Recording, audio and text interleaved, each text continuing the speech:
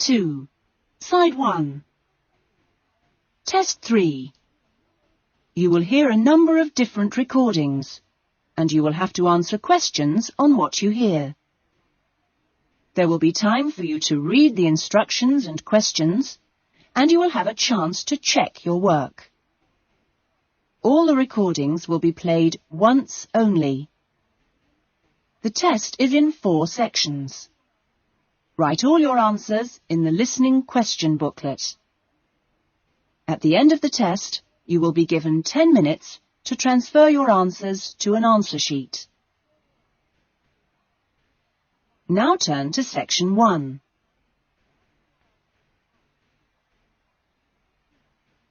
Section 1. You will hear someone being asked their opinion of a new television station. First, you have some time to look at questions 1 to 4.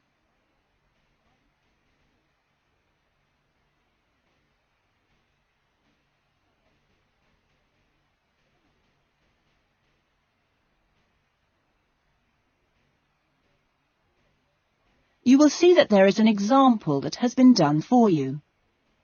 On this occasion only, the conversation relating to this will be played first.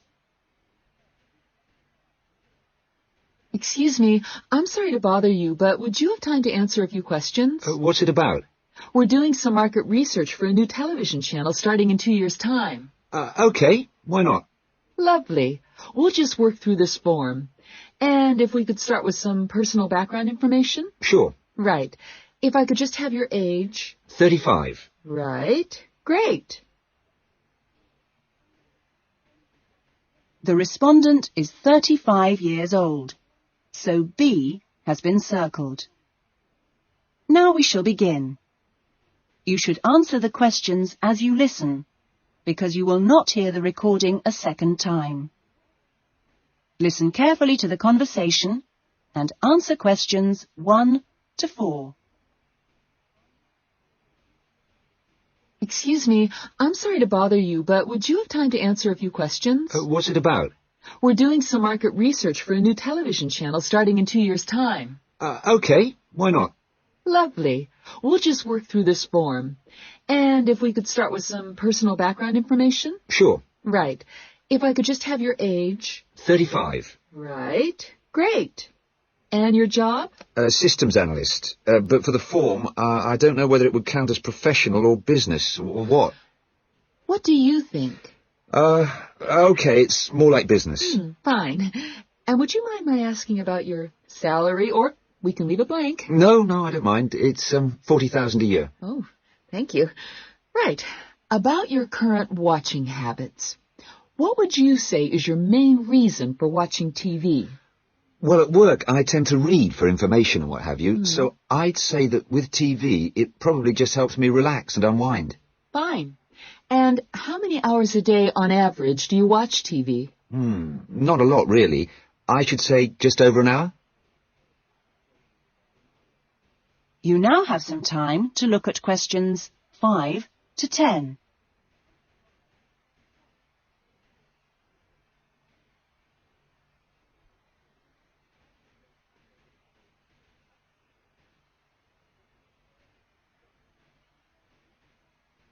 Now listen carefully and answer questions 5 to 10. So what are the 2 main times of the day that you watch TV? Well, a little around breakfast time, and then it tends to be really late, 11 or even midnight, when I finish work. And what sort of programs do you go for? Some news bulletins, but I also really like to put my feet up with some of the old comedy shows. Fine. And turning to the new channel, which type of programs would you like to see more of? Well, I certainly don't think we need any more factual programs, like news and documentaries. I think we need more about things like local information, providing a service for the community. And in the same vein, perhaps more for younger viewers. Good quality stuff. Uh-huh. And if you had to give the new director some specific advice when they set up the channel, what advice would you give them? I think I'd advise them to pay a lot of attention to the quality of the actual broadcast. The sound system. People are very fussy these days about that. And in general, I think they ought to do lots more of these kinds of interview, you know, talking with their potential customers. Oh, I'm glad you think it's valuable. Certainly, yeah. Good. Okay. This will be a commercial channel, of course, but how often do you think it is tolerable to have adverts? Well, out of that list, I'd say every quarter of an hour. I don't think we can complain about that, as long as they don't last for 10 minutes each time. Quite. And would you be willing to attend any of our special promotions for the new channel? Yes, yeah, I'd be very happy to, as long as they're held here in my area. Okay, I'll make a note of that. And finally, may we put you on our mailing list? Well, I prefer not, except for the information about the promotion you mentioned. Can I have your name and address? Of course. Here's my card. Oh, lovely. And thank you very much for your time, and we look forward to seeing you. Yes, indeed. Thanks. That is the end of section 1. You will now have half a minute to check your answers.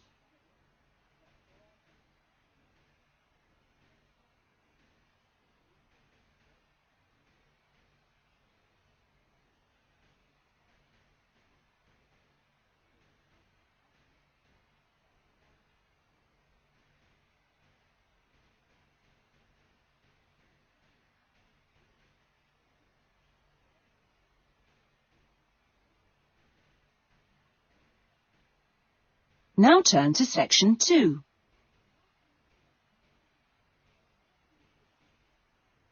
Section 2. You will hear a student welfare officer talking to a small group of students just before the beginning of term. First, you have some time to look at questions 11 to 16.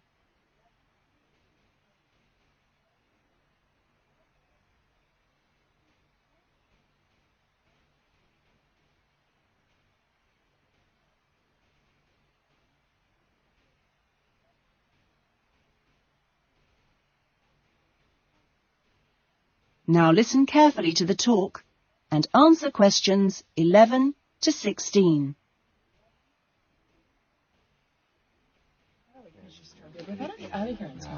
Okay. Well, good morning, everybody. My name's Elizabeth Reed, and I'm your Assistant Welfare Officer. What I'd like to do now is tell you a little more about some of the social facilities available on the campus, and also to tell you something about what the town has to offer. As you probably know already, the Student Union Building is the main centre of social life here, as indeed it is in most British universities. The Union runs a weekly programme of events for all tastes. Oh, everything from discos to talks by guest speakers. Many of these events are fundraising activities for charities, which the Union takes very seriously. They manage the Students' Union paper shop, selling magazines and newspapers, as well as stationery, sweets and so on. Let me see. There's the ticket shop, where you can get some very good deals on, well, for example, coaches to London, or inexpensive charter flights. As cheap as you'll get anywhere, people say. Or tickets for big pop groups playing here or at other venues all over the country, or plays in London. Oh, and we mustn't forget the Union cafeteria and the big new diner. Yes, did you have a question? Yeah, does the Union also provide help with any problems? I mean, advice on financial problems, for example, or does the university provide that? Yes, the Union run their own advice service, offering help with financial matters, such as grants. I'm sure you realise anything medical should be discussed with the University Medical Service, which also has an excellent counselling centre. I think that was made clear yesterday. However, the Union has its own officer who can give advice on legal problems. You now have some time to look at questions 17 to 20.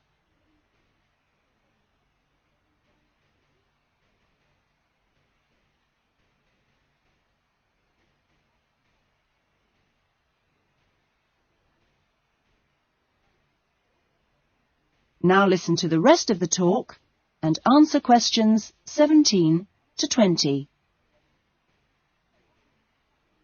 Now, on to Radford. For a town of its size, Radford has some unusually good leisure and community facilities, and has quite a good shopping centre with an interesting range of shops. As you go into Radford, there's a new, well, quite new, Olympic-sized swimming pool. That's on the outskirts at a place called Renton. Above the pool, there's a high-tech fitness centre. Are there any ice skaters here? No? Oh, pity. The facilities for ice skating are excellent. Well, the new Metro Tower, right in the centre of town, has got an ice rink and a sports hall for squash, badminton, volleyball and several other indoor sports. And in the same building, there's a new cinema with 6 screens. Then, let me see, in the main square, just 2 minutes' walk from the Metro Tower, there's the Theatre Royal, which often gets London productions on tour.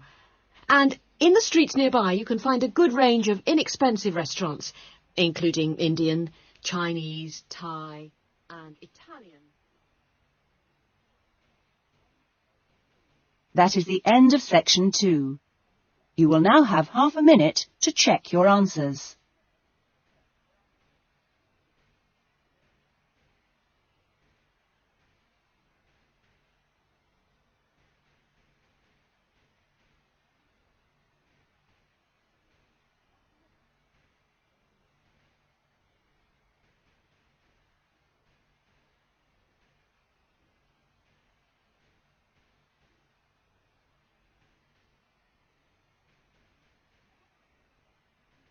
Now turn to section 3.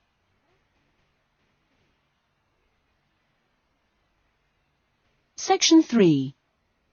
You will hear a tutor, Dr. Simon, talking to some of his students about writing a dissertation.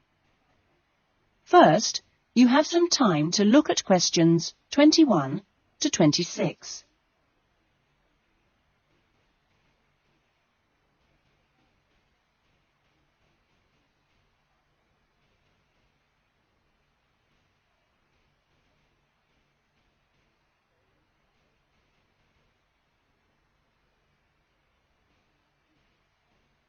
Now listen to the discussion and answer questions 21 to 26.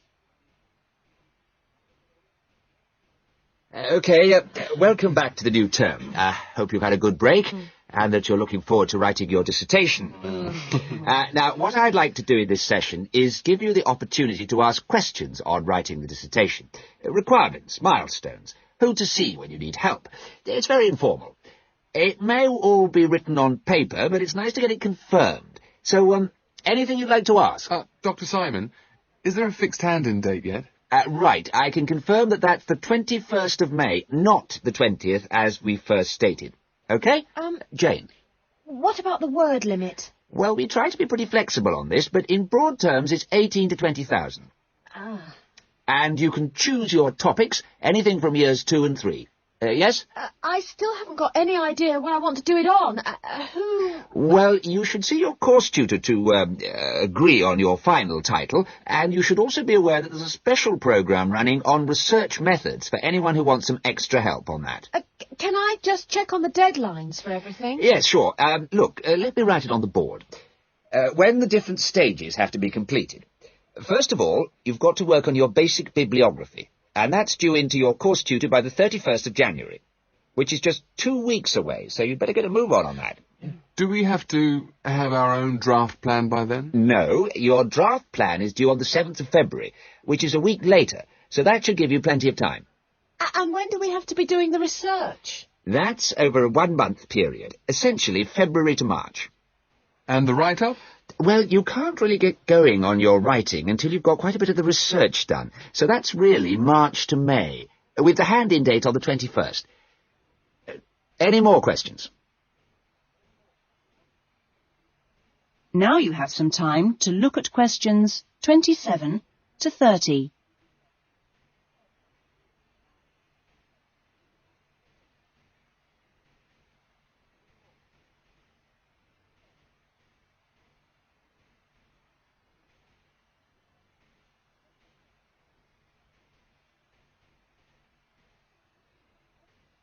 Now listen to the rest of the discussion and answer questions 27 to 30. Well, sir, just some advice, really. It's about computers. Would you advise us to buy one? What can I say, Andy? I know it's a massive expense, but I really feel it would be of great benefit. You can always look in the student union adverts for second-hand ones. Yes? I've been looking at some of last year's dissertations. Oh, is that a good idea, sir? I heard... Well, I don't think you should read them in detail too early, or you might end up taking more of their ideas than you realise. But yes, it really is the best guide you can have to the expectations of what's expected when you write a dissertation. Sorry, Jane, I interrupted you. That's okay. It's just that they did a lot of research using questionnaires. Is that a good idea? I think questionnaires are very good at telling you how people fill in questionnaires. But to be frank, they tell you very little else. Avoid them. About interviews, is it okay if we interview you? The tutors? I don't see why not. They don't have any special contribution to make, but you can if you want. There's a whole section on this issue in the research guide. I'm afraid it's slightly out of date, and you're probably better talking to the tutor on the research methods course. But you might find it useful to start there. Okay. Thanks. Okay, well, great. I hope that sorted a few things out. You can always come and see me, or drop me a note if you've got any more queries. Right. Fine. Okay, thanks. That is the end of section 3. You will now have half a minute to check your answers.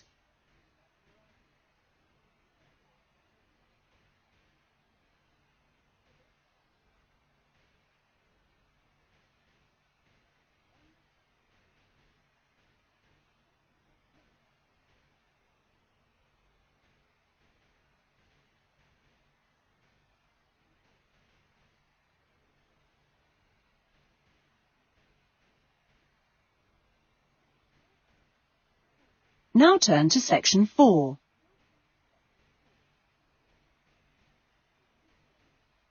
Section 4. You will hear a lecture about the lack of rainfall in Australia. First, you have some time to look at questions 31 to 40.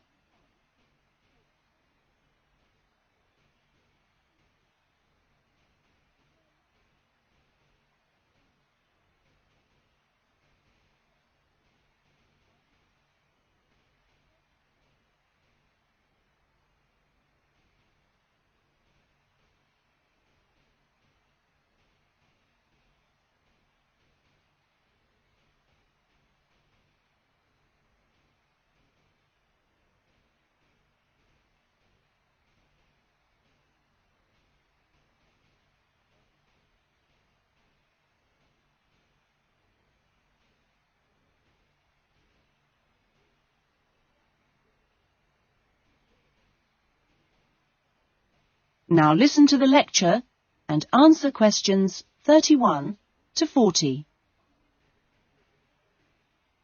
Good morning. This morning we are continuing our look at Australia and its natural problems. Actually, dryness, or aridity, as it is generally called by geographers, is probably the most challenging of Australia's natural problems. And so it's very important in this course for you to have a good understanding of the subject. For Australia, water is a precious resource, and its wise management is of the greatest importance. As I've said, Australia is a dry continent, second only to Antarctica in its lack of rainfall. Long hours of hot sunshine and searing winds give Australia an extremely high rate of evaporation, far more than in most other countries. It's estimated that approximately 87% of Australia's rainfall is lost through evaporation, compared with just over 60% in Europe and Africa, and 48% in North America. You generally think of Africa as being a very hot and dry place, but it's not in comparison with Australia. In many parts of Australia, standing water, that is, dams, puddles and so forth, dry up rapidly, and some rainfall barely penetrates the soil. The reason for this is that the moisture is absorbed by thirsty plants. Some parts of Australia are dry because rainwater seeps quickly through sandy soils and into the rock below. In parts of Australia, this water, which seeps through the sandy soil, collects underground to form underground lakes. Water from these subterranean lakes can be pumped to the surface and tapped, and so used for various purposes above the ground. In fact, extensive underground water resources are available over more than half of Australia's land area. But most of the water is too salty to be used for human consumption or for the irrigation of crops. However, most inland farmers do rely on this water for watering their animals and, where possible, to a lesser extent, for irrigation. Underground water can flow very large distances and can be kept in underground reservoirs for a very long time. Water from these underground reservoirs bubbles to the surface as springs in some parts of the country, and these rare sources of permanent water were vital to early explorers of inland Australia and to other pioneers last century who used the springs for survival.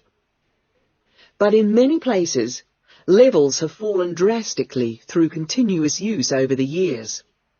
This has necessitated the pumping of the water to the surface. Remarkably, underground water sources in Australia supply about 18% of total water consumption. So you can see it's quite an important source of water in this dry land.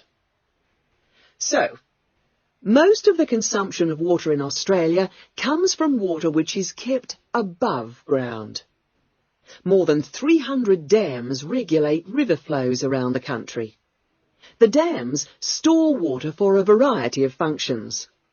The rural irrigation of crops, without which many productive areas of the country would not be able to be farmed. The regulation of flooding, a serious problem which will be dealt with later in the course. And last but not least, the harnessing of the force of gravity for the generation of electricity. That is all we have time for this morning, but you'll be able to do further study on this important area in the library. I have a handout here with references on the subject, so if you're interested, please come up to the desk and take a copy. Next week's lecture is a case study of an outback farm, and it'll be going into detail about some of the problems we've discussed here. That is the end of section 4. You will now have half a minute to check your answers.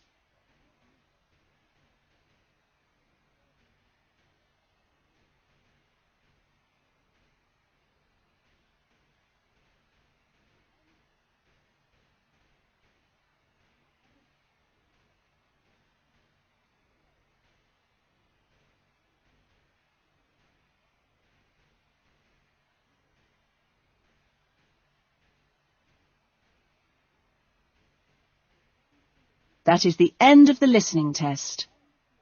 In the Ielts test, you would now have 10 minutes to transfer your answers to the listening answer sheet. That is the end of side 1.